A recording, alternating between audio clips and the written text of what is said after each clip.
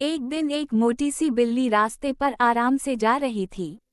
अचानक ऊपर से एक चमकता हुआ बर्फ का ड्रैगन उतरा और बिल्ली को अपने पंजों में पकड़ कर ले गया। ड्रैगन ने बिल्ली से कहा, जल्दी अपने शीर दोस्त को फोन करो और उसे यहाँ बुलाओ। ये देखकर ड्रैगन ने अपनी चमकती हुई छुरी निकाली और बिल्ली को डराकर लिटा दिया।